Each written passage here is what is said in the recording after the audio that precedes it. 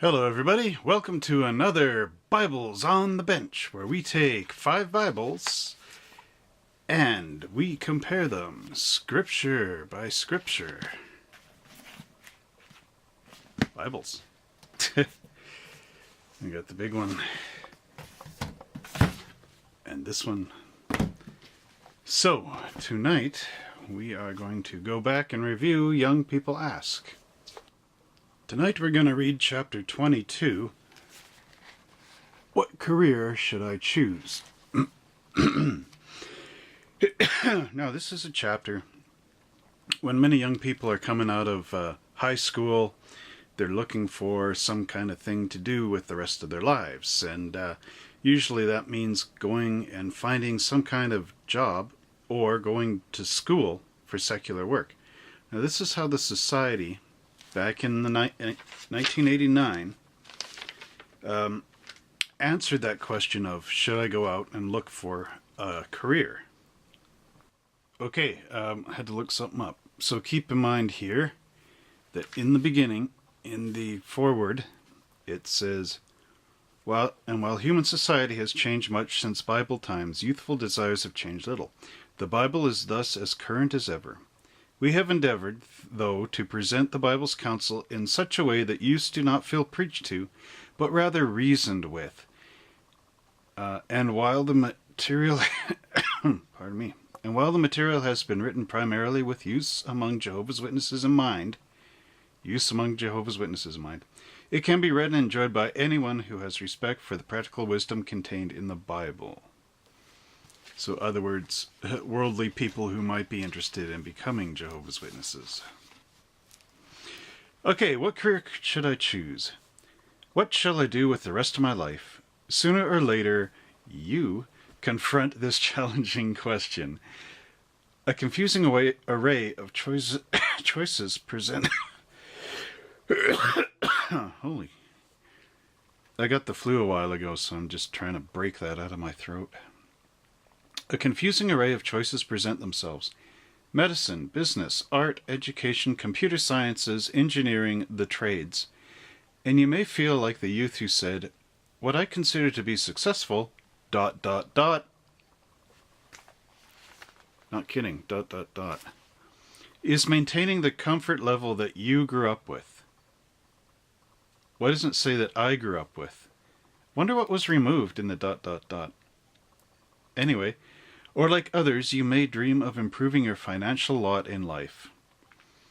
But is there more to success than material gain?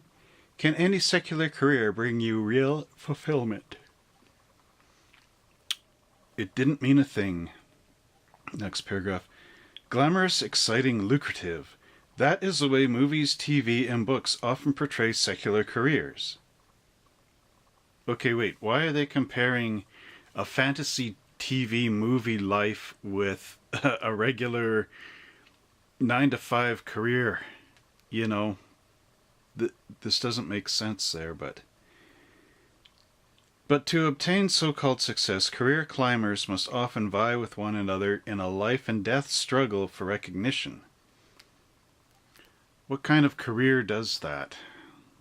Let me think offhand. People vying for position. Sales? Career in sales, maybe? Dr. Douglas LeBeer tells of how young adults, many with fast-track, high-tech careers, report feelings of dissatisfaction, anxiety, depression, emptiness, paranoia, as well as a whole range of physical complaints. Okay, he tells of it, but there's nothing here anymore relating to him.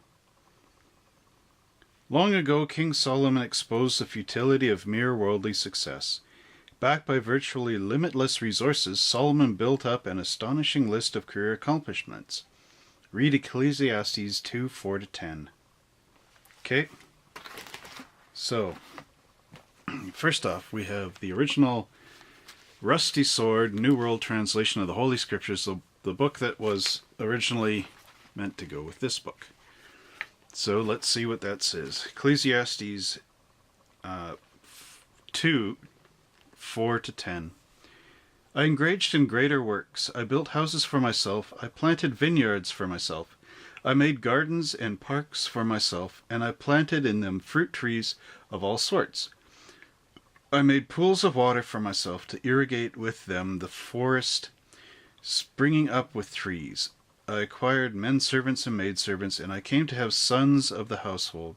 Also livestock, cattle, and flocks in great quantity I came to have, more so than all those who happened to be before me in Jerusalem.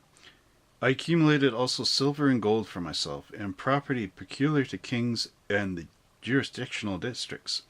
I made male singers and female singers for myself, and the exquisite delights of the sons of mankind, a lady, even ladies. I became greater and increased more than anyone that happened to be before me in Jerusalem. Moreover, my own wisdom remained mine, and anything that my eyes asked for I did not keep away from them. I did not hold back my heart from any sorts of rejoicing, for my heart was joyful because of all my hard work, and this came to be my portion for all my hard work. So that doesn't sound bad. Ecclesiastes from the Silver Sword. This is the latest Bible from the Jehovah's Witnesses. I undertook great works, 4-10. Ecclesiastes 2. I undertook great works. I built houses for myself. I planted vineyards for myself. I made gardens and parks for myself. And I planted in them all sorts of fruit trees. I made pools of water for myself to irrigate a grove, asterisks, or forest, of flourishing trees. I acquired male and female servants, and I had servants born in my household, asterisks, literally sons of the house. I also acquired much livestock, cattle, and flocks, more than any of my predecessors in Jerusalem. I accumulated silver and gold for myself, the treasures of asterisks, that my or property peculiar to kings and of provinces. I gathered male and female singers for myself, as well as what brings great pleasure to the sons of men. A woman, yes, many women. Hashtag. Or a lady, yes, ladies. Get the ladies. So I grew great and surpassed anyone prior to me in Jerusalem, and my wisdom remained with me. I did not deny myself anything that I desired. I did not withhold from my heart any sort of pleasure. Literally, that my eyes asked for. Or rejoicing. Some got missed there. Oh, anything I did. For my heart was joyful because of all my hard work, and this was my reward for all my hard work. Okay, so let's read this out of the just the NIV, or the American Standard. Sorry, this is American Standard Version. So Ecclesiastes 2, 4-10. I enlarged my works. I built houses for myself. I planted vineyards for myself. I made gardens and parks for myself, and I planted in them all kinds of fruit trees. I made ponds of water for myself from which to irrigate a forest of growing trees. I bought male and female slaves, and I had home-born slaves. Also I possessed flocks and herds larger than all those who preceded me in Jerusalem. Also I collected for myself silver and gold and the treasure of kings and provinces. I provided for myself male and female singers, and the pleasures of men, many concubines. Then I became great and increased more than all who preceded me in Jerusalem. My wisdom also stood by me. All that my eyes desired, I did not refuse them. I did not withhold my heart from any pleasure, for my heart was pleased because of all my labor, and all this was my reward for all my labor. So basically, everything that he made was his reward for making everything. And now I'm going to read it out of the NIV Application Study Bible, the big one, with commentary. I undertook Okay, Ecclesiastes 2 and 4 again. I undertook great projects. I built houses for myself and planted vineyards. I made gardens and parks and planted all kinds of fruit trees in them. I made reservoirs to water groves of flourishing trees. I bought male and female slaves and had other slaves who were born in my house. I also owned more herds and flocks than anyone in Jerusalem before me. I amassed silver and gold for myself and the treasure of kings and provinces. I acquired men and women singers and a harem as well, the delights of the heart of man. I became greater by far than anyone in Jerusalem before me. In all this my wisdom stayed with me. I denied myself nothing. I denied myself nothing my eyes desired. I refused my heart no pleasure. My heart took delight in all my work, and this was the reward of my labor. Okay, the subnote here for chapter 2, verses 4 to 6. Solomon had built houses, a temple, a kingdom, a family. See 1 Kings 3 to 11. You guys can look that one up. In the course of history, they all would be ruined. In Psalms 127 and 1, Solomon wrote, "Unless the Lord builds a house, its builders labor in vain. Unless the Lord watches over the city, the watchmen stand guard in vain." This book is part of Solomon's testimony to what happened to a kingdom or family that forgets God. As you examine your projects or goals, what is your starting point, your motivation? Without God as your foundation, all you are living for is meaningless. So there you go.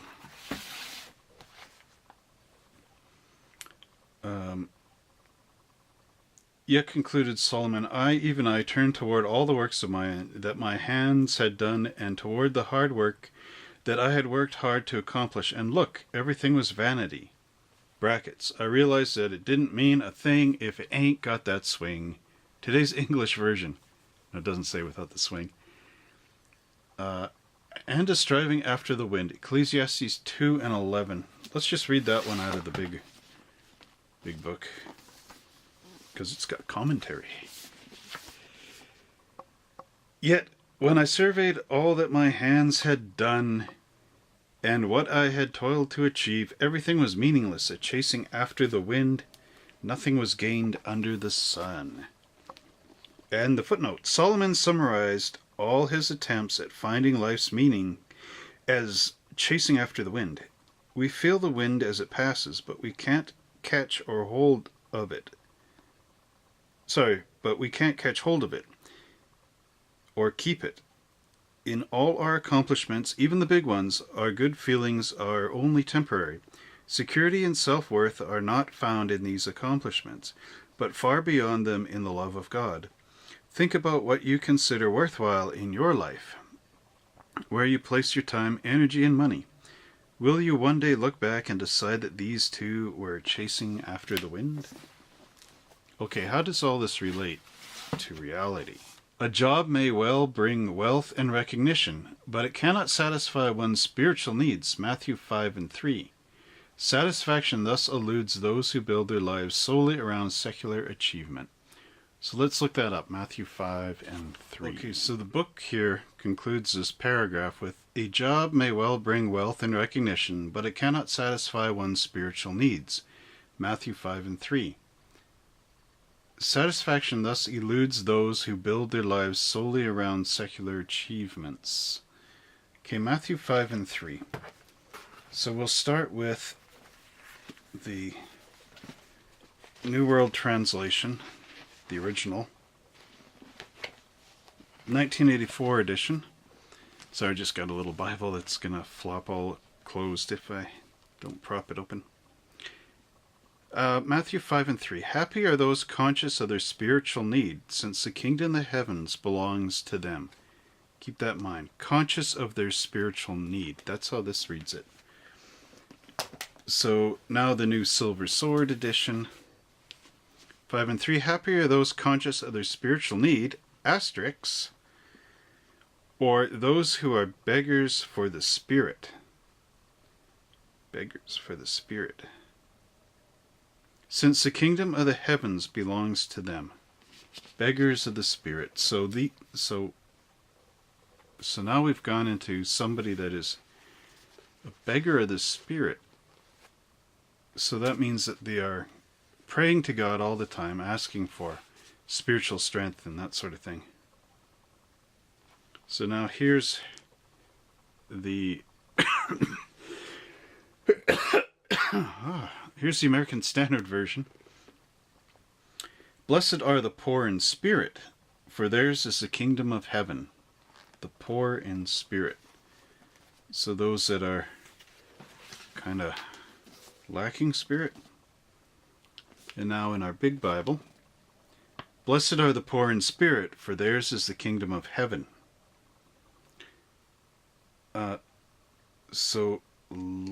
There's a lot of commentary here. 5 and 3. Jesus began his sermon with words that seemed to contradict each other.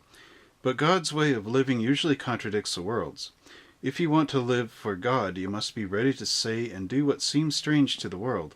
You must be willing to give when others take, to love when others hate, to help when others abuse. By giving up your own rights in order to serve others, you will one day receive everything God has in store for you.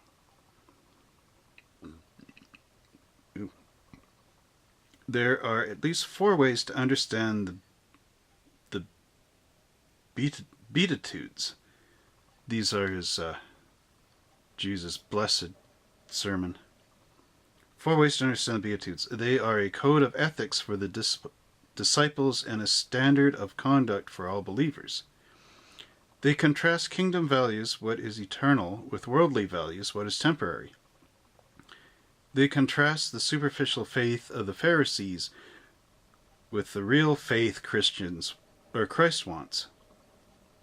They show how the Old Testament expectations will be fulfilled in the new kingdom. These Beatitudes are not multiple choice, pick what you like and leave the rest. They must be taken as a whole. They describe what should be like as Christ's followers. Each Beatitude tells how to be blessed. Blessed means more than happiness. It implies the fortunate or inviolable state of those who are in God's kingdom. The Beatitudes don't promise laughter, pleasure, or earthly prosperity. To Jesus, blessed means the experience of hope and joy, independent of outward circumstances. To find hope and joy, the deepest form of happiness, follow Jesus no matter the cost. And finally, with Jesus' announcement that the kingdom was near, for verse 4:17, people were naturally asking, how do I qualify to be in God's kingdom? Jesus said that God's kingdom is organized differently from worldly kingdoms. In the kingdom of heaven, wealth and power and authority are unimportant. Kingdom people seek different blessings and benefits, and they have different attitudes. Are your attitudes a carbon copy of the world's selfishness, pride, and lust for power? Or do they reflect the humility and self-sacrifice of Jesus, your King? Now, hold on. Okay, that's it on the commentary. And I also want to read it in the English Standard Version, because I don't get to use this Bible that much. Because most of what the young people ask keeps pulling out of the Old Testament. So here we go. The Beatitudes. Blessed are the poor in spirit, for theirs is the kingdom of heaven. The poor in spirit. So, interesting that commentary at the end says, are your attitudes a carbon copy of the world's selfishness, pride, and lust for power? So, selfishness, pride, and lust for power. Or do they reflect the humility and self-sacrifice of Jesus, your King? So, in here, they're trying to make any secular career that you choose outside of school look as if you are taking a knife and backstabbing God and saying, I don't want to do, whatever, because I'm selfish and I'm lusting for power and all this other stuff. Like, especially when it said back here, Dr. Douglas LeBeer, we don't even know if he actually said this. Anyway, tells of how young adults, many with fast-track, high-tech careers, report a feeling of dissatisfaction, anxiety, depression, emptiness, and paranoia, as well as a whole range of physical complaints. Okay, what if you decide that you wanted to be a doctor to help people and to benefit, or, to try to cure people and this sort of thing? Wouldn't that be sort of following what Jesus did when he was on the earth, because he was curing people with leprosy and all that? Now, I mean, as a doctor, as life is, even if you cure a person, it's temporary, as we know, because we are just imperfect humans. And we're all subject to death at some point or other, right? That's not really the point. The point being is that you are self-sacrificing in that way, because it's taking a lot of your time, to be a doctor, especially if you're a doctor on call. You can still be a doctor that goes to church, as my old doctor used to do that a lot. He was actually one. Now, I'm not sure if he ever was a minister in the church, but I know he was quite up there in his own church, not the Jehovah's Witnesses, but his own. I've also known a few Jehovah's Witnesses who were architects and whatnot, who had the high-end career.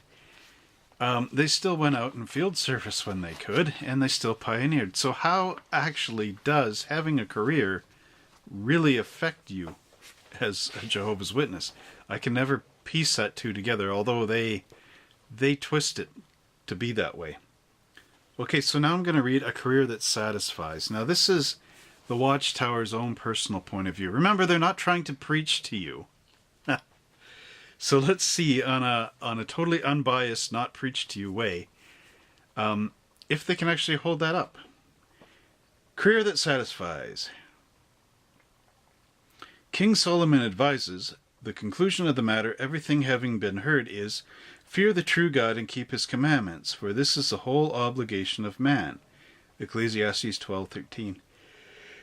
The prime obligation for Christians today is to preach the kingdom message. Matthew 24:14. And youths who take seriously their obligation before God feel compelled to have as full a share in this work as possible, even if they are not naturally inclined toward preaching. So wait, they feel compelled to have as full a share in the work as possible, even if they are not naturally inclined toward preaching? That seems like they're being forced to do it, in a way. Compare 2 Corinthians 5:14. Instead of pursuing full-time secular jobs, thousands have chosen to serve as full-time pioneer evangelizers. Others serve as foreign missionaries or at branch offices of the Watchtower Society. Okay, hang on a second here. We should read some scriptures. Okay, are you ready for this? So, career that satisfies. King Solomon advises, the conclusion of the matter, everything having been heard, is, fear the true God and keep his commandments, for this is the whole obligation of man. Ecclesiastes 12:13. I'm only going to read it out of one Bible here, out of the American Standard Version. So that was 12:13. The conclusion, when all has been heard, is fear God and keep his commandments, because this applies to every person. What were God's commandments at this time in Ecclesiastes? Well, they were the law. So Exodus chapter 20, the 10 Commandments. This would be the law that King Solomon, being Jewish, would be under. Then God spoke all these words, saying, I am the Lord your God, who brought you out of the land of Egypt, out of the house of slavery. You shall have no other gods before me. You shall not make for yourself an idol or any likeness of what is in heaven, above or on the earth beneath, or in the water under the earth. You shall not worship them or serve them, for I, the Lord your God, am a jealous God, visiting the visiting the iniquity of the fathers on the children, on the third and the fourth generations of those who hate me, but showing loving kindness to thousands, to those who love me and keep my commandments. You shall not take the name of the Lord your God in vain, for the Lord will not leave him unpunished who takes his name in vain. Remember the Sabbath day to keep it holy. 6 days you shall labor and do all your work. But the seventh day is the Sabbath of the Lord your God. In it you shall not do any work, nor you or your sons or your daughters, your male or your female servants, or your cattle or your sojourners who stay with you.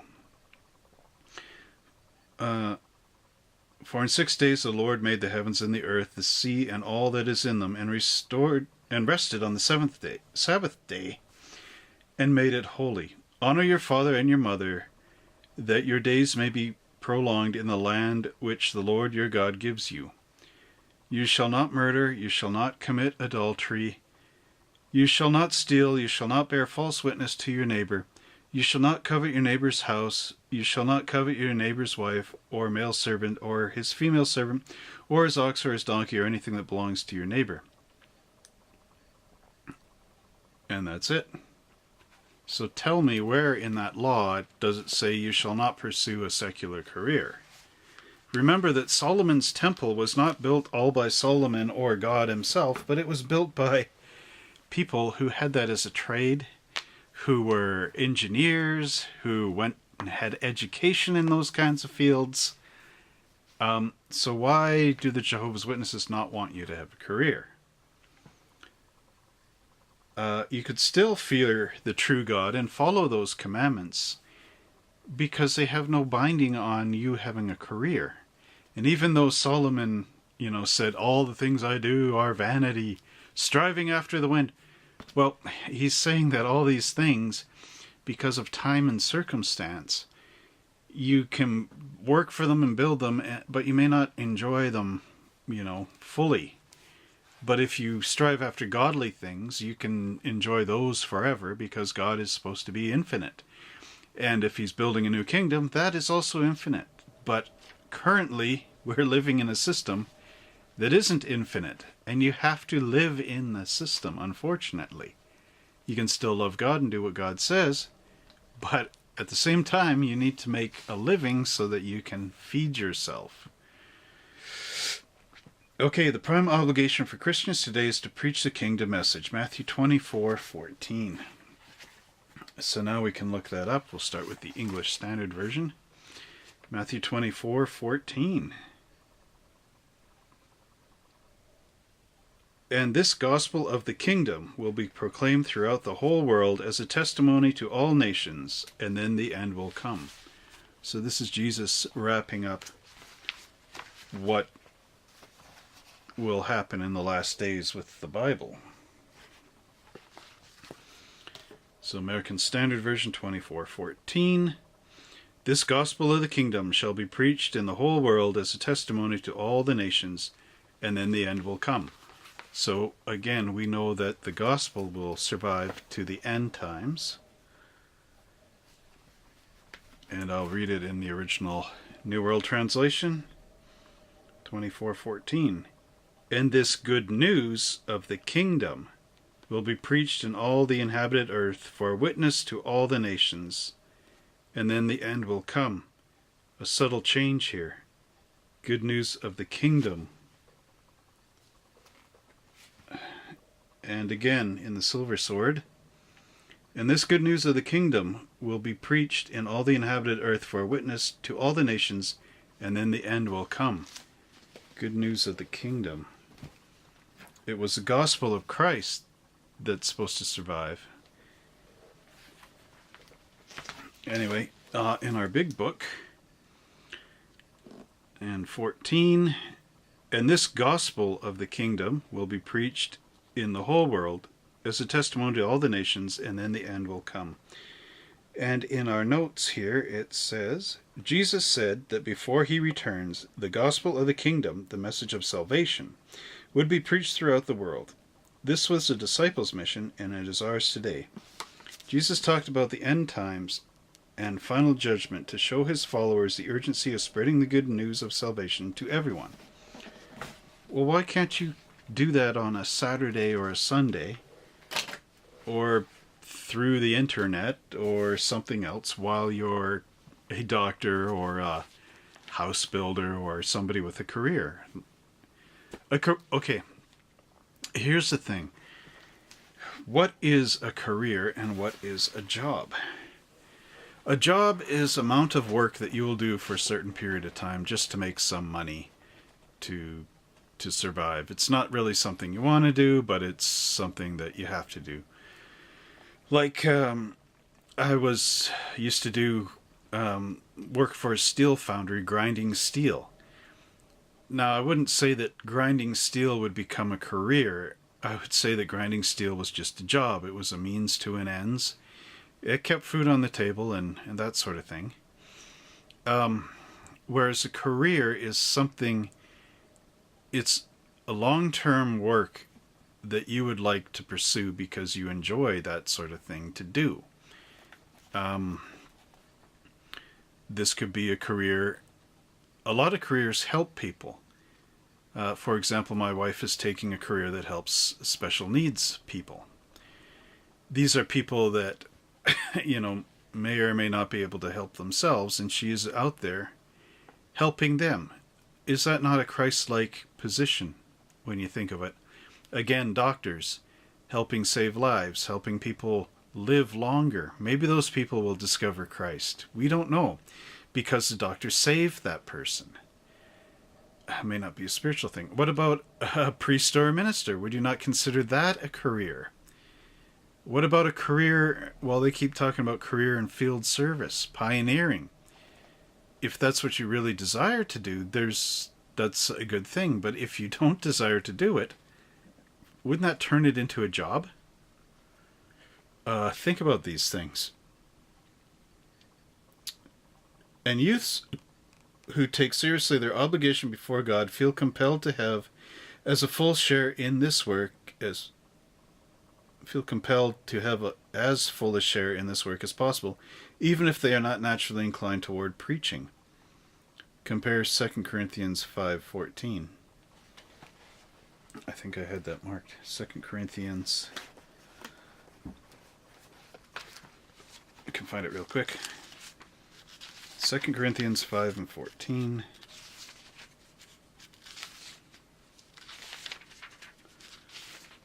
Second Corinthians 5:14. Oh wait, I do have it marked. 2 Corinthians 5:14 in our big Bible with the commentary. 5:14. For Christ's love compels us, because we are convinced that one died for all, and therefore all died. Commentary. Everything that Paul and his companions did was to honor God. Christ's love controlled their lives. Because Christ died for us, we also are dead to our old lives. Like Paul, we should no longer live to please ourselves. We should spend our lives pleasing Christ, who died for us and rose from the grave. So they're trying to say here that if you get a career, you're not pleasing to Christ. But that's not really what Paul and everybody are saying. He's saying that we should be dead to our old lives, which, if you know your Bible, your old life is things you did before you found out about the Bible that were just, whatever. Instead of pursuing full-time secular jobs, okay, this is Watchtower talking, thousands have chosen to serve as full-time pioneer evangelizers. Others serve as foreign missionaries or at branch offices of the Watchtower Society. So this is their little thing saying you should do the same. Emily, who gave up a career as an executive secretary to become a pioneer, says, I have developed a real love for this work. Yes, the full-time ministry is the most satisfying, exciting career imaginable. And what greater privilege could one have than to be one, of God's fellow workers? 1 Corinthians 3 and 9. So you guys could look that one up. University education. Okay, wait. Let's review this for a minute.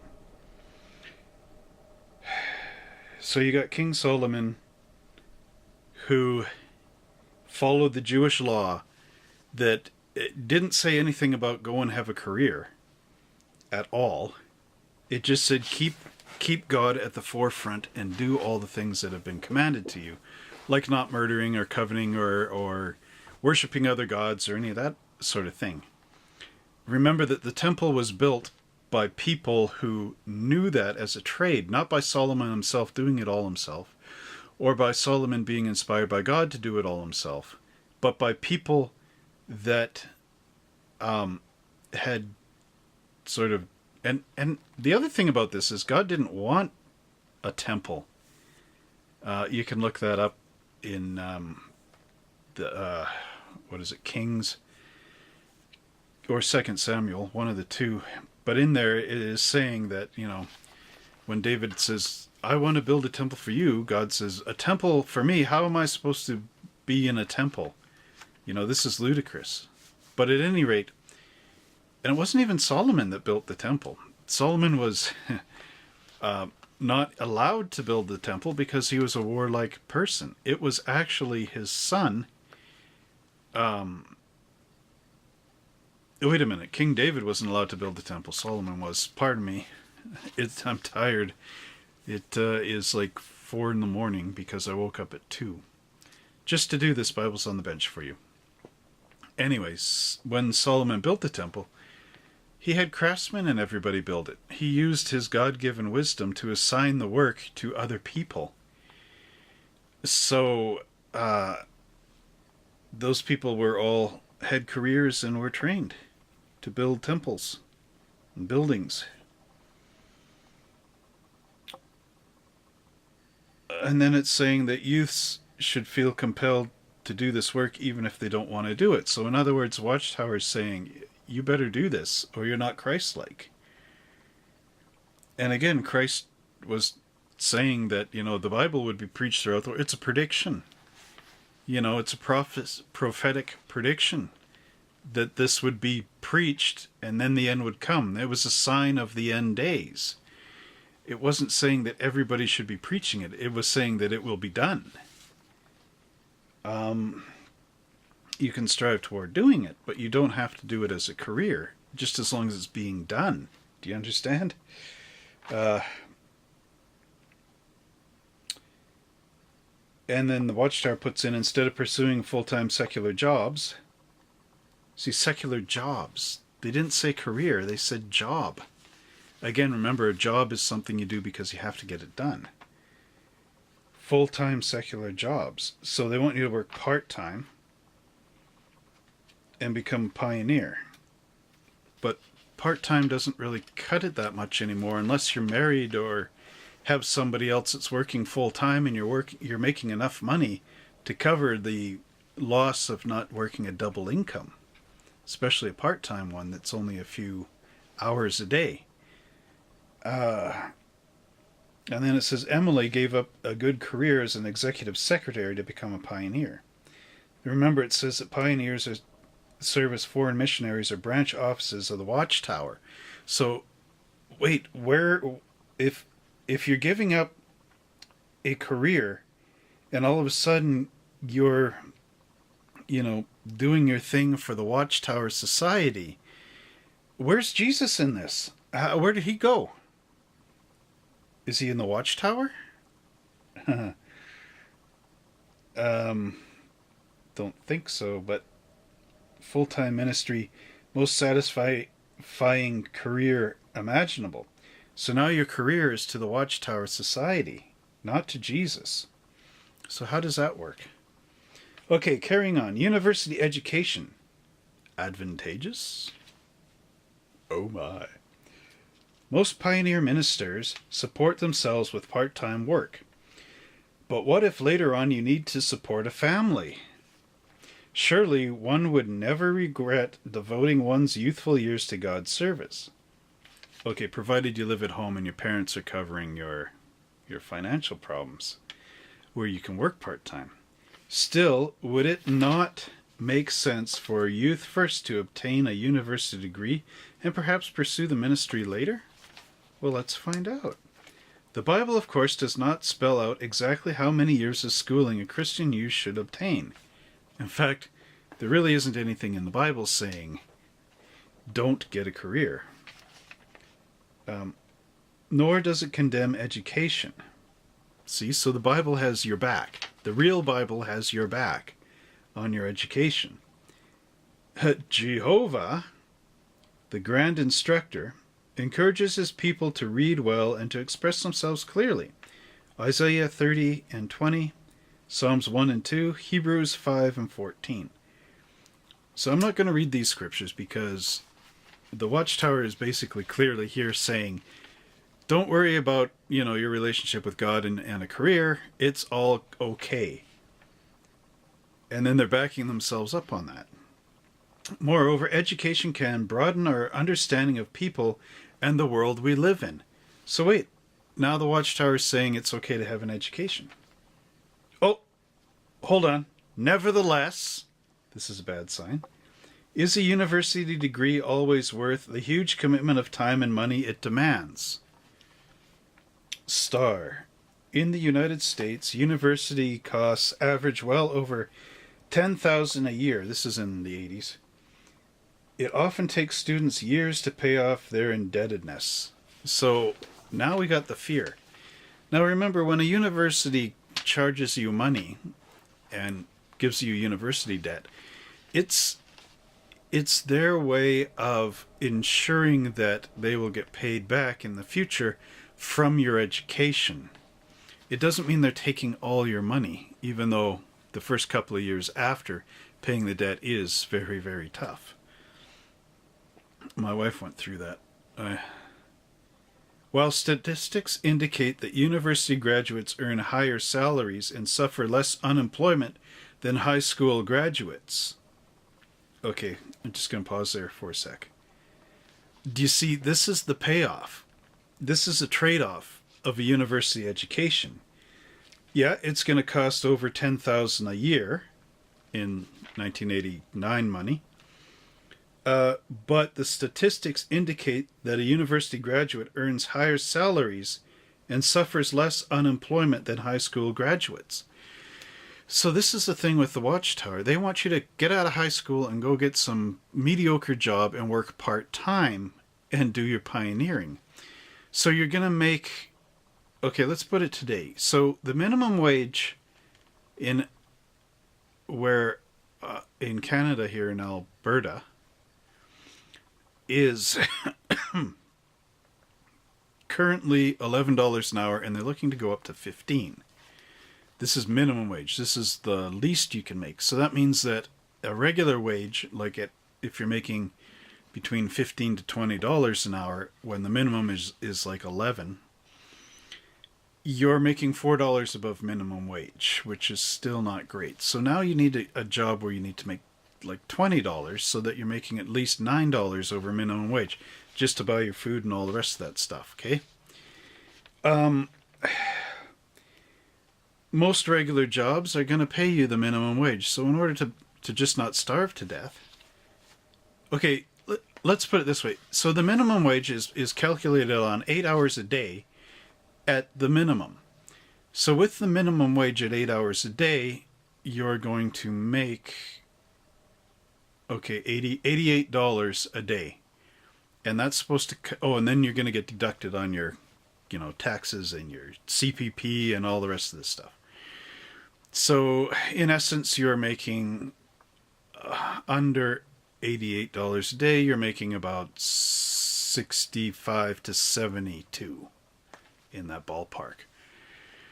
$72 a day. So, now imagine this. Cut that in half. Okay? So, let's say it's 66. Let's say 66. So, you're now making $33 a day. This is what the Watchtower wants you to do. Make $33 a day at minimum wage. And then you understand why you all of a sudden now need a career. Because $33 a day, and Watchtower is not saying make $33 a day and then we'll supplement you another $33. No, they want you to make $33 a day and then donate your money to help the worldwide work. The math figures do not add up. Okay, continuing here. The book, Planning Your College Education. Does anybody have one of those? Look in there, because it doesn't quote any pages or anything. The book, Planning Your College Education, reminds us that these statistics are mere averages. Only a minority of university graduates actually receive sky-high salaries. Sky-high? It doesn't say anything about sky-high. It just says higher salaries. So when you're making $11 minimum wage, your college or your university graduate will probably be making between 17 and 22. That's not a sky high. A sky high would be as if he was making 150 an hour. That's a sky high. Only a minority of university graduates actually receive sky high salaries. The rest are paid wages that are far more down to earth. $22 an hour, $30 an hour, even at that. 30 is better than average. But like sky high would be Donald Trump. Or, that's the first millionaire I could think of. But something sky high, well... And sky high is because most of these people, like Steve Jobs, when he was around, I mean, they had big companies. They were producing millions and millions of items and all this sort of thing. Well, they would be making a sky high wage. A hockey player, these kind of things. But they're high risk kind of jobs that only the elite can get. I mean, it's a small percentage. Take a look at how many millionaires are in the U.S., how many millionaires are around the world. It's very small. It's like, what do they call it? The 1%. So you got 99 people that are not millionaires and 1% that are. Well, it's not quite that cut and dry. That would be like a Soviet Union kind of thing. But it's more like, a percentage is poor. A middle percent is making, between this and that, and then the last final percent is high. That's in our system. Down to earth. Besides, the high incomes attributed to university graduates may also result from such factors as unusual abilities, motivation, area opportunities for employment, ... special talents. Not simply the amount of their education. So this is, again, the elite class he's talking about here toward the end, who have unusual abilities. So these are the people that excelled at university and not the regular people that just got through university. So this would be Steve Jobs. This would be Donald Trump. This would be these type of people. Unusual abilities, had a higher motivation than most other people. That's especially Steve Jobs. Area opportunities. So they went area opportunities for employment. So they were maybe not the brightest the best university graduate. But again, it was the right person in the right place at the right time. Or special talents. They could do something better than most other people. Like the recent video with Sergey and the violin and how his dad prevented him from doing that, but he had the special talent. See, that most of his class didn't. So if Sergey, didn't listen to his dad and pursued the music career, he would have been in that upper 1%. But again, the Watchtower doesn't want you to be in that 1%. They want you to be slaves. They want you to understand, which Mike and Kimmy brought out the point, or Kim and Mikey brought out the point. To understand means you stand under somebody else. You revoke your humanity, basically, to stand under, to understand a person. Anyway, carrying on.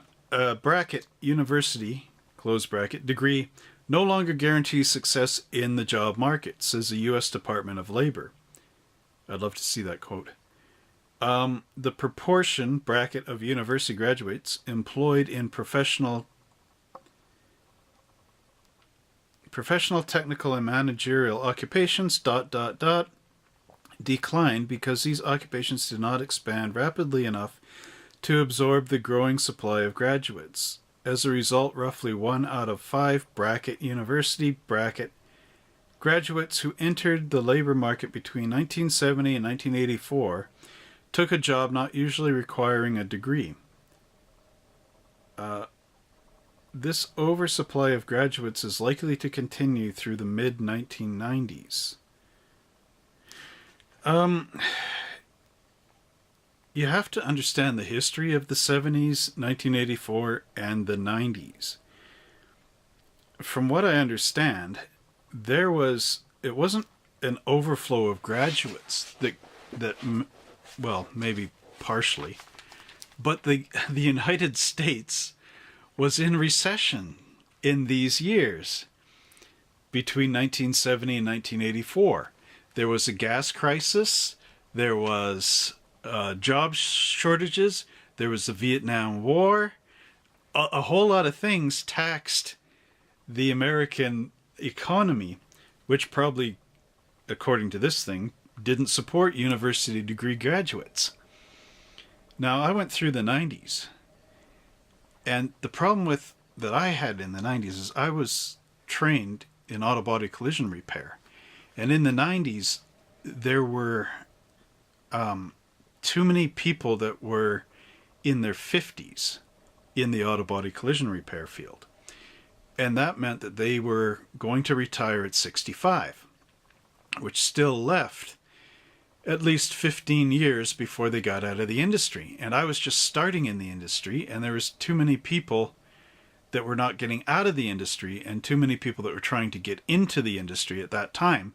And that caused a great problem in the fact that, well, I remember I had, in how many years was that? 7 years, something. I had over 40 jobs because each job lasted about 3 months, and you either got fired, laid off, you quit because the management was horrible, or they ran out of work and closed. That's what I went through in auto body collision repair and why I got out of it.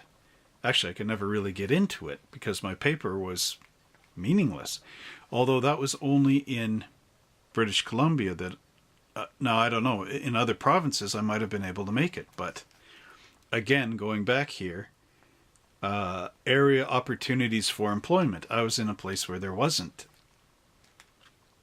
and couldn't really get to a place where there was. But basically, this right there, 1970 and 1984 in the mid-90s, that makes it really irrelevant. Even at the end of the 80s, there was a big recession going on. Okay, further facts to ponder. Next paragraph.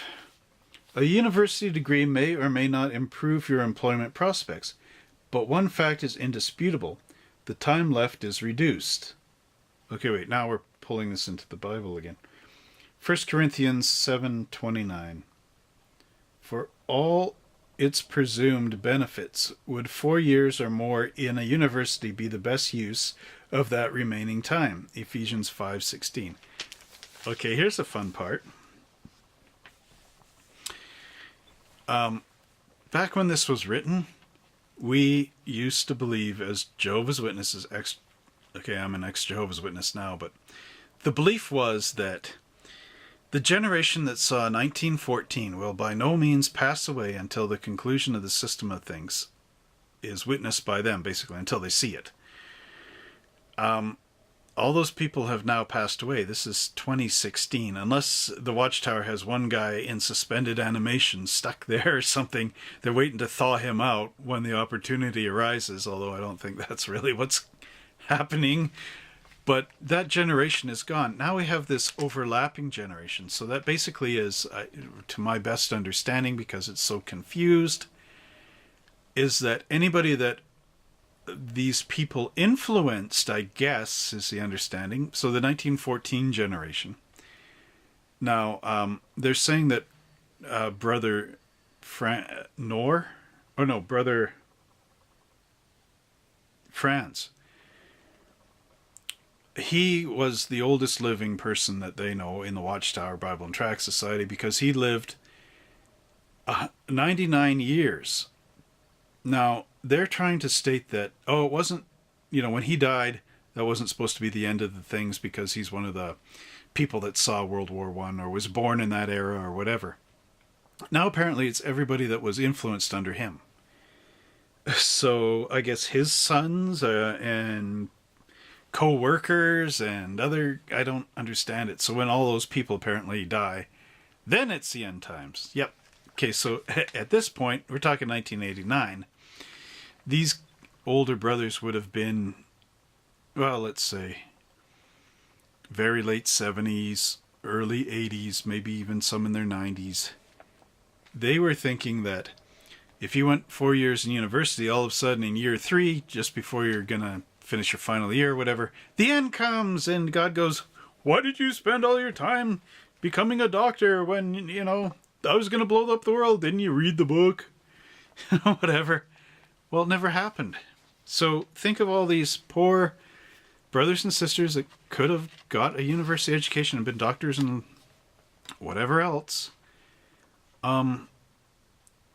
They lost that opportunity. Probably forever at this point, because this is 30 years ago. So you're 16 when you're reading this, 1989.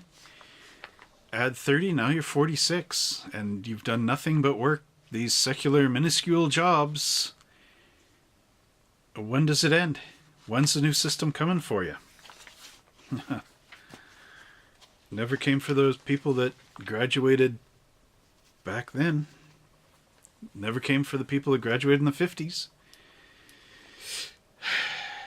Sad. Would a university education steer you toward or away from your spiritual goals? Why does it have to? Remember, a high income is not a Christian priority. Okay, 1 Timothy 6, 7, and 8. I'm going to look that one up. Why not? Okay, so 1 Timothy 6, 7, and 8 from the Old New World Translation. For we have brought nothing into the world, and neither can we carry anything out. So having sustenance and covering, we shall be content with these things. And I'm going to read that again out of the Big Bible with commentary. So 7 and 8. For we brought nothing into the world, and we can take nothing out of it. But if we have food and clothing, we will be content with that. So here's the subnotes here. Despite overwhelming evidence to the contrary, most people still believe that money brings happiness. Rich people craving greater riches can be caught in an endless cycle that only ends in ruin and destruction. How can you keep away from the love of money? Paul gives us some guidelines. 1. Realize that one day riches will all be gone. 2. Be content with what you have. 3. Monitor what you are willing to do to get more money. And 4. Love people more than money. 5. Love God's works more than money. And 6. Freely share what you have with others. See Proverbs 30, verses 7 to 9, for more on avoiding the love of money. Well, I think just getting a career is a little different than pursuing the love of money. And 6 and 8. It is often helpful to distinguish between needs and wants. We may have all we need to live, but let ourselves become anxious and discontented over what we merely want. Like Paul, we can choose to be content without having all that we want. The only alternative is to be a slave to our desires. But how they're linking that scripture into just, getting a university degree to make, a little more than the average guy, it doesn't seem to me to be a love for money. It continues here. Yet a survey of U.S. university administrators described today's students as being career-oriented, concerned with material success, concerned with self. One group of students said, money. It seems like all we talk about is money. How might being immersed in an atmosphere of intense competition and selfish materialism affect you? I mean, really, you go to university to get an education. I can't see how this is being selfish and materialistic. They have no clue.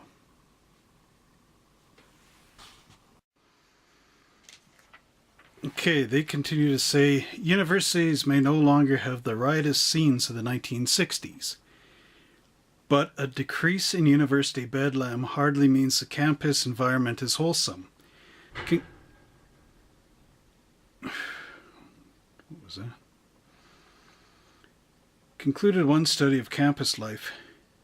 Students still have almost unlimited freedom in personal and social matters. Drugs and alcohol are used freely, and promiscuity is the rule, not the exception. If this is true of universities in your land, might living there thwart your efforts to remain morally clean? Well, wait a minute. What Hollywood movie are they watching and comparing this to university back in the 80s? Porky's? Something like that? Remember all those movies back then?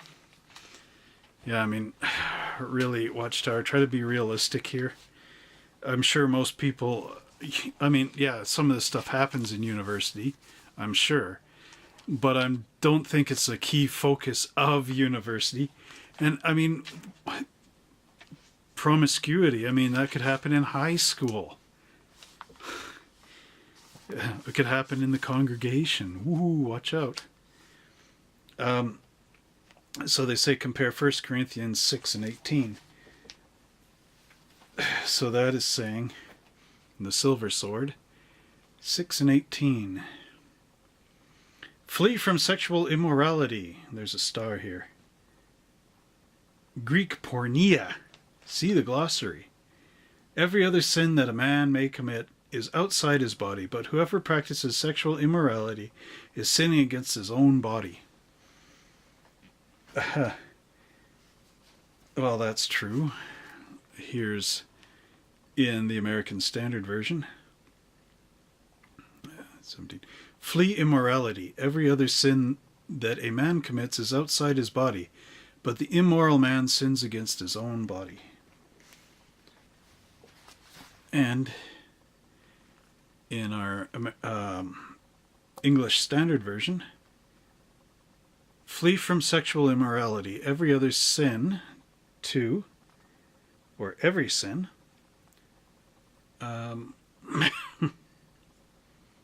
every sin, every other sin a person commits is outside the body, but the sexual immoral person sins against his own body. Again, that's a what if. What if you go to university and you're not the most attractive person and nobody wants to have immoral sex with you? Well, you've given it up because this said not to even go there in the first place. So they're ridiculous. That's a ridiculous statement. Another concern is the well-documented association of exposure to higher education. Now see, this is what the Watchtower is afraid of. Another concern is the well-documented association of exposure to higher education with decreased adherence to core religious tenets. So when you go to university and you learn about evolution, and then you read the creation book that the Watchtower used to make, and you compare the two, and you go, yeah, the creation book is ridiculous. Then the Watchtowers are scared because they're going to lose their property, which is you, the Jehovah's Witness. You have signed yourself over to a corporation. I know you don't understand that, but it's happened. It's a corporation.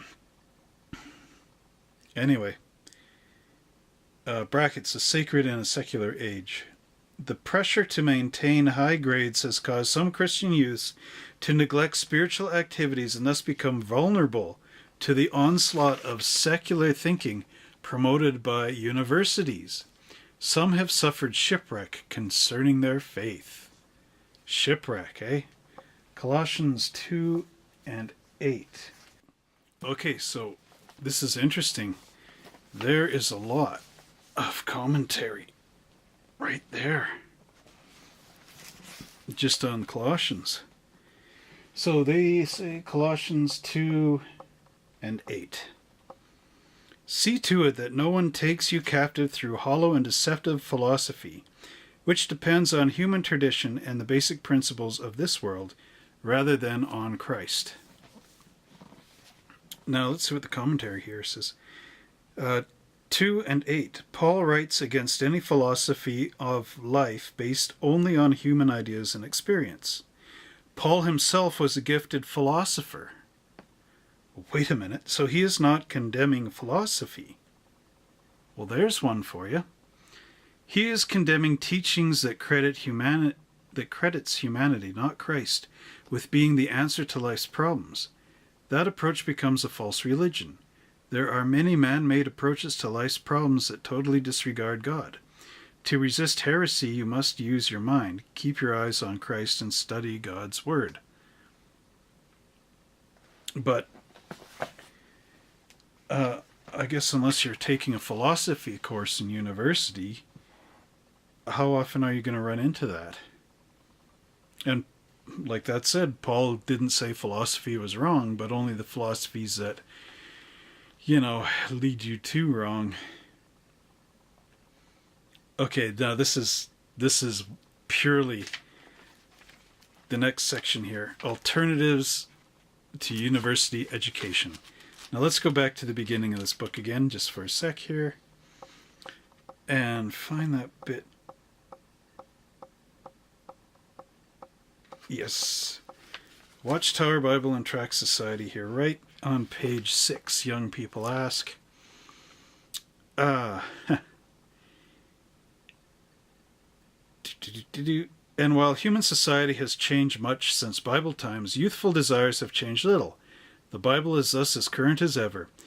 We, the Watchtower Bible and Tract Society, have endeavored to present the Bible's counsel in such a way that youths do not feel preached to, but rather reasoned with. And while the material has been written primarily with youths among Jehovah's Witnesses in mind, ...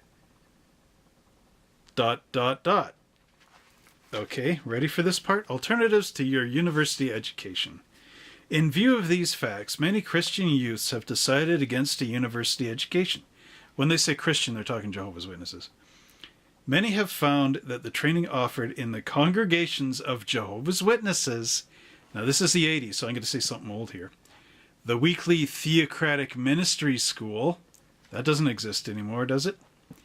In particular, the weekly theocratic ministry, okay, going back just a sec here.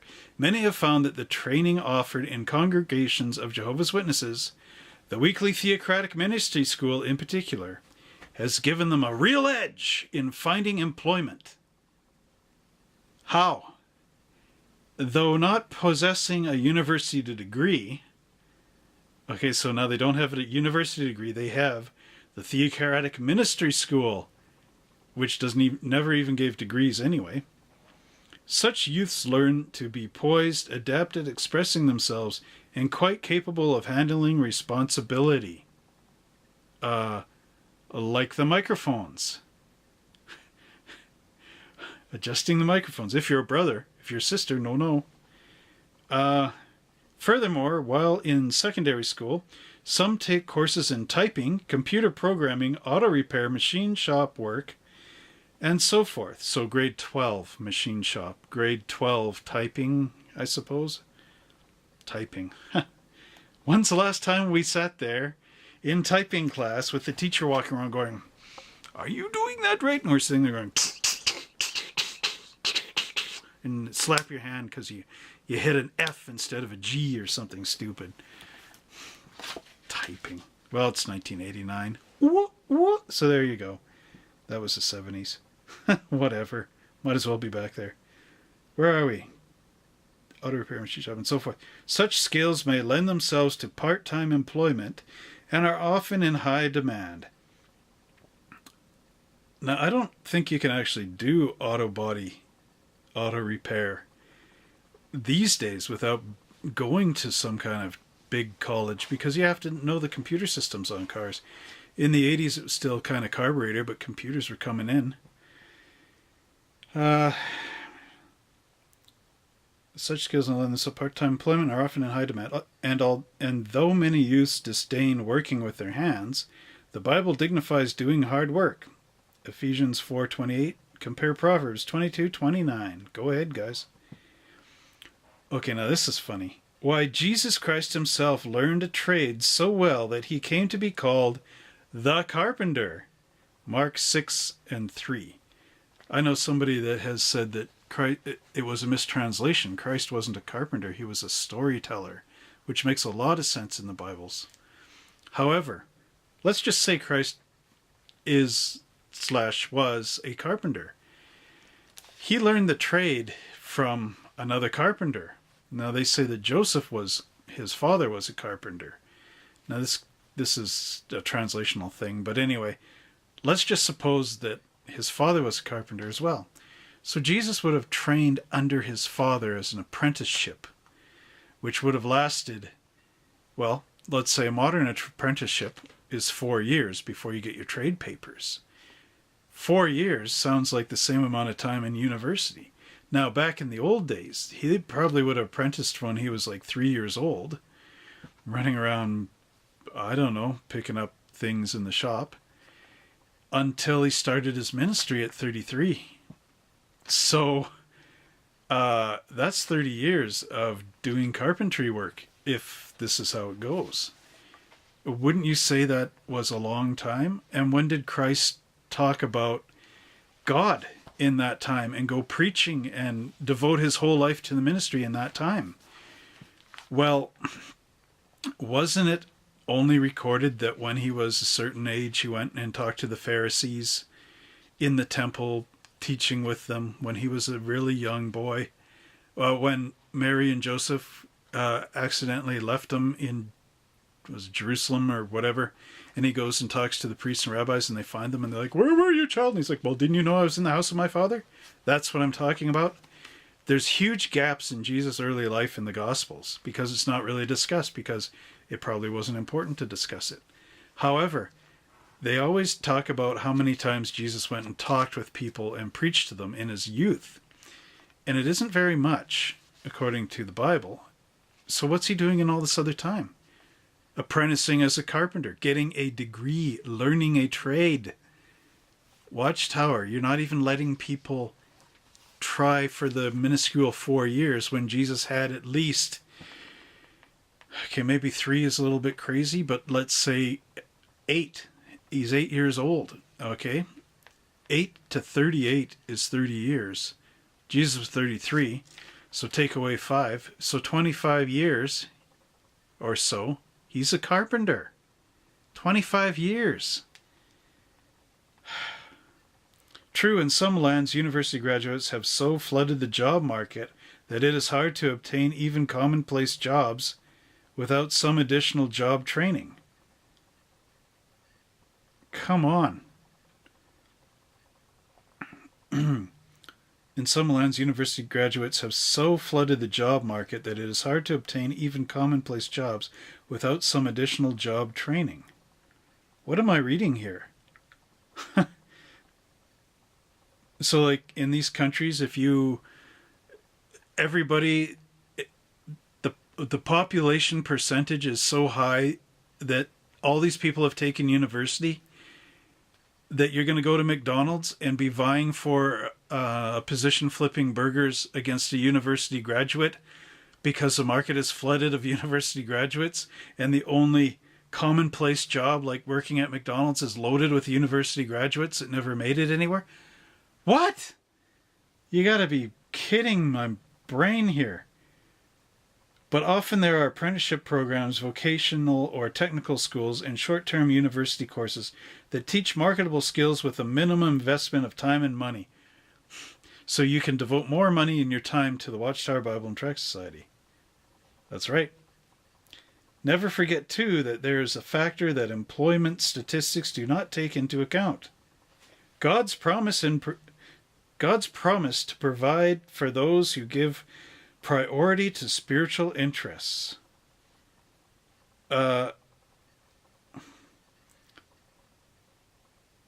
So, priority to spiritual interests. So, in other words, you have to become 100% dedicated as a Jehovah's Witness to go out in the service and everything, and don't even bother with the university or college or vocational school or any of that little piddly stuff. Might better you.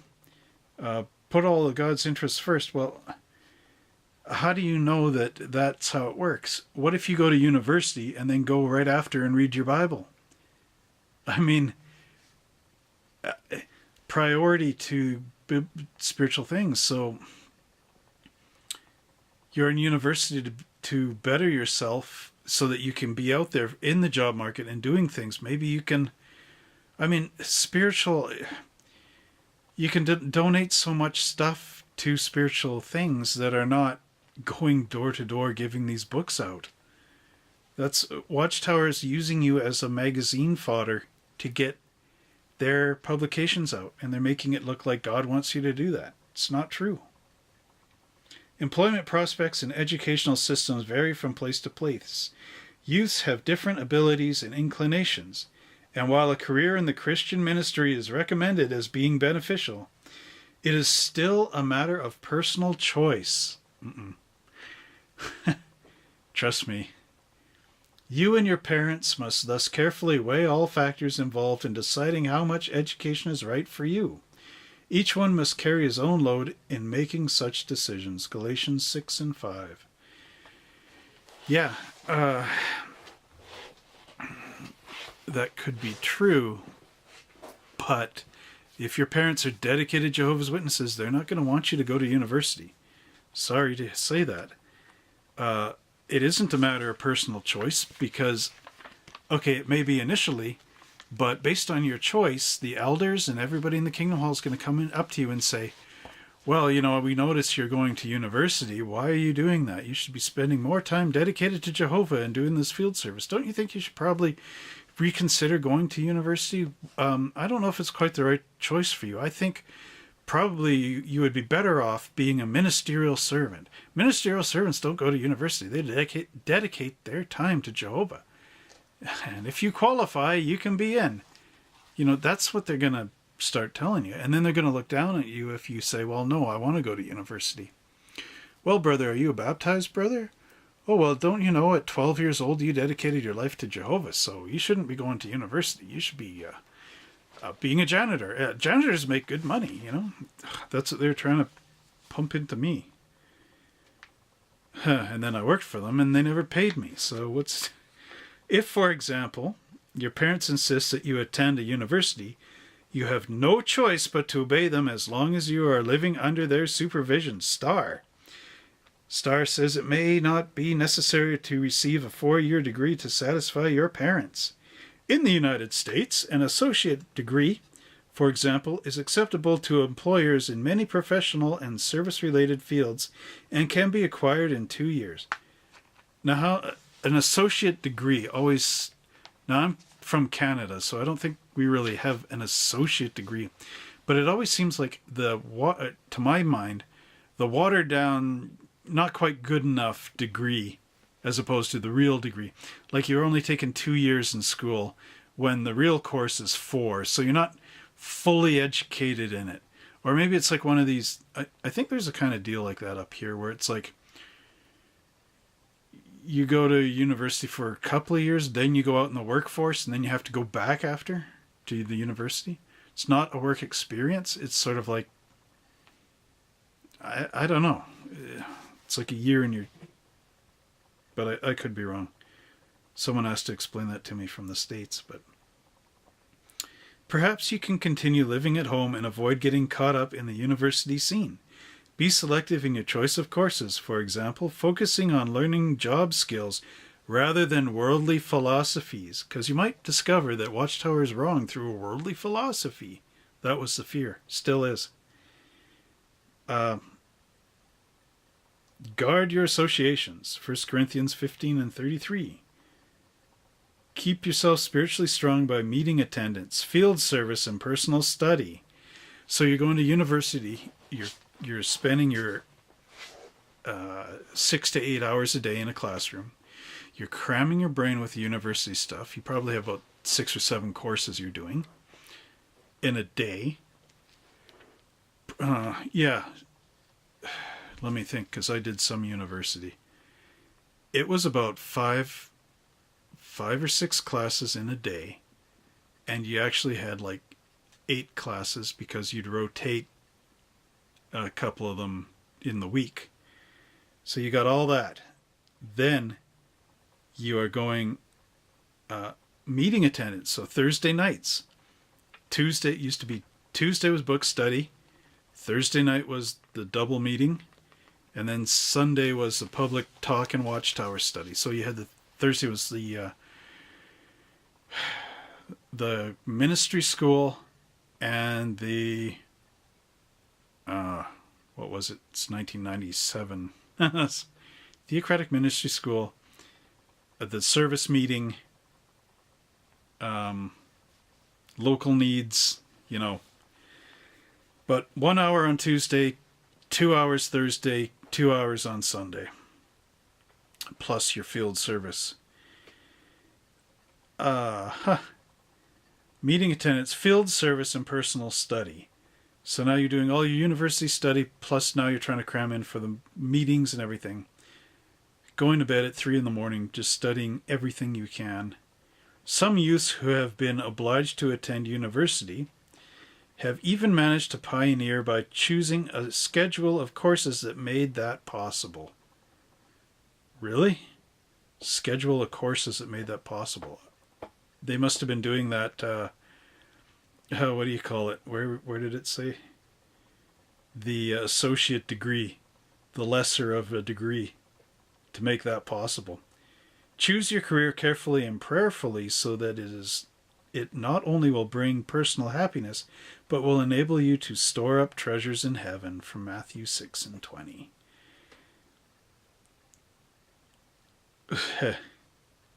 Yeah. So that is Young People Ask, chapter 22, about you getting a career. What career should I choose? Yeah. Now, here's the thing that makes this all exciting.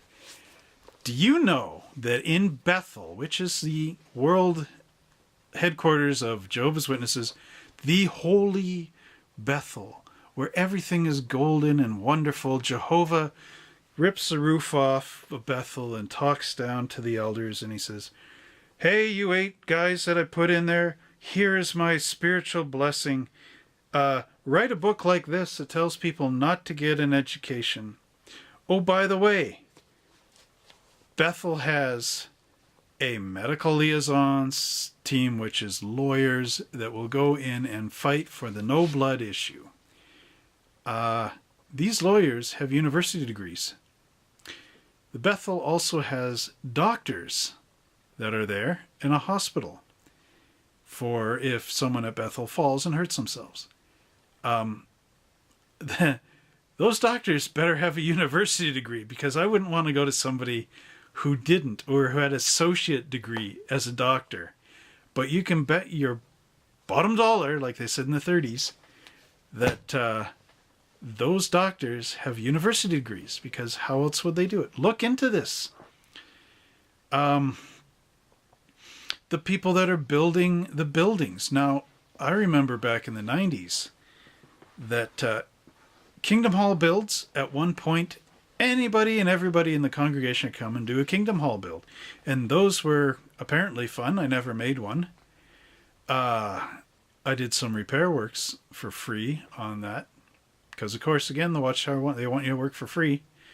you got baptized, you signed the commitment that you will work for free.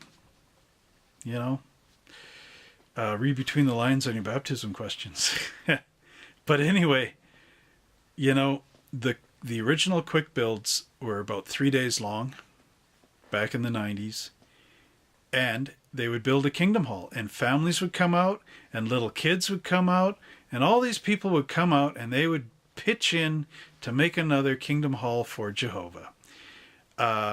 Then they clamped down on that, and only people with trade certificates could build the kingdom halls.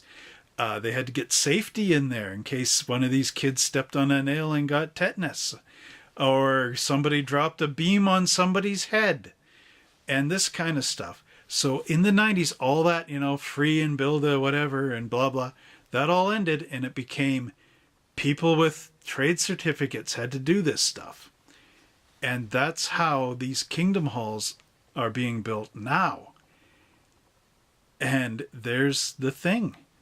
Those people have their trade certificates. They are journeymen. They put in those 4 years under the apprenticeship and got their certificates and had to take tests on their certificates and all that stuff. It wasn't just, oh yeah, mediocre job and pioneer. They did those years. They put in the time. They put in the 20, or pardon me, like, well, the contractors work long hours, 11 hours a day, 5-6 days a week, some of them. And they put that time in, and they did that. That was their career. That was their education.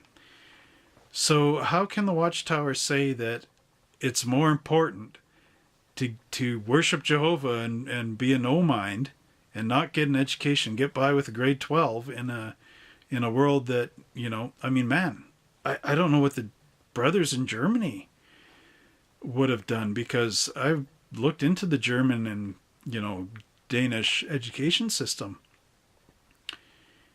If you don't go to university and those kind of things,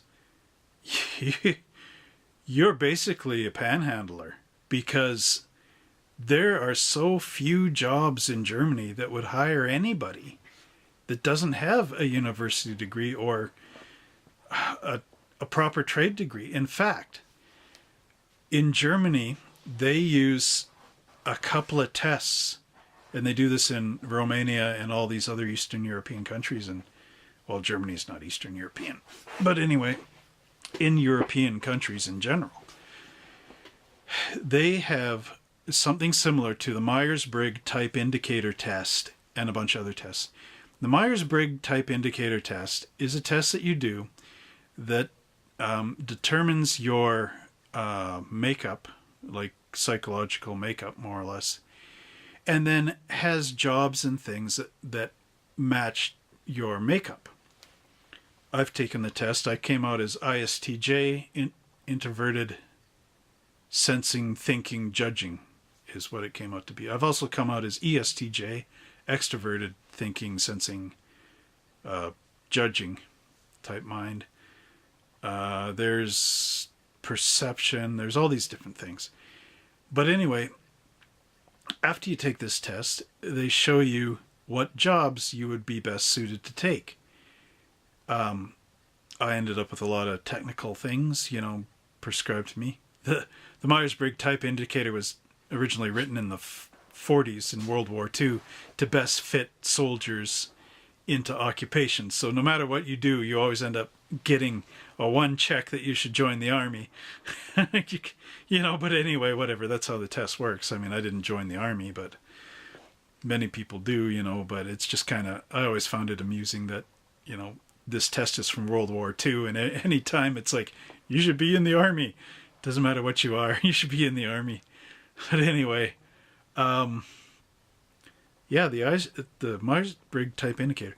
So it would list off like a whole bunch of jobs that would be best suited to your personality. So what happens in Germany is these kids that are in school, before they go into the higher part of school, so like right after okay, so I'm going to put this in Canadian perspective. We go from elementary school, we used to, and well, I think it's still the same. Depends on where you are. When I took it in British Columbia, you start kindergarten to grade 7. That is your elementary school. And then I had junior high from grade 8 to 10, and then high school 11 and 12. That was just locations. Some go from 8 to 12. That is your high school. So what happens is, in Germany, under this same sort of system, you go into grade 8, and when you on your first day in grade 8, or maybe at the end of your last day in grade 7 in elementary school, you take the Myers-Briggs type indicator. And then they go, okay, so Trevor, you would be good as a mechanic, da-da-da. Then the school sets you into those courses. So they set you up for success in Germany and Romania and the other countries.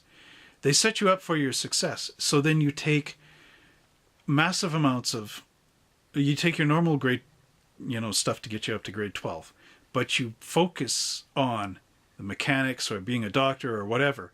And then when you come out on the other end, so now you're in grade 12 and you graduated, you've already had the 8 to 12 is 5 years, right? You've had 5 years as a mechanic, drafting, whatever. Then when you graduate from grade 12, you either go for further education or you go right into the work world. Actually, I think it's sort of a combination marriage of both. So you go into the work world and you still take your education as you're working. So you're working part-time under somebody as an apprentice, and then you're doing the other part, getting your papers. And then when you graduate, you get accepted into the real workforce over in Germany. So if I took mechanics, when I graduated, depending on how high I am, I could work for BMW, I could work for Mercedes, I could work for Audi, I could work for any of those guys. You're getting the high education, you're going in there with a white clean suit, and you're working on the motor, you're designing the cars. That's where you end up in Germany off the Myers-Briggs program. And whatever else I have. That doesn't happen in Canada. When you graduate, you're like, yay, goodbye, good luck, have a nice career, and you're left to yourself. But again, like I say, the Watchtower and those guys have a medical team. They have people that are trained to know how to work the printing presses and all that stuff. They have educated people. And yet they deny us rank and file, regular Jehovah's Witnesses, of getting any education, because that's going to take you away from Jehovah. But it never took those medical students that went and became Watchtower doctors, it never took them away from Jehovah. None of this stuff took anybody away from Bible on the bench, clothes wearing out. None of it took them away from Jehovah. So what? I don't understand the problem. But anyway, I could talk about this for 1,000 years, but I think I will sign off. So Bible's on the bench, saying good night, and don't trust anyone over 30, especially 8 men in Brooklyn. Anyway, have a good one. I'll talk to you later.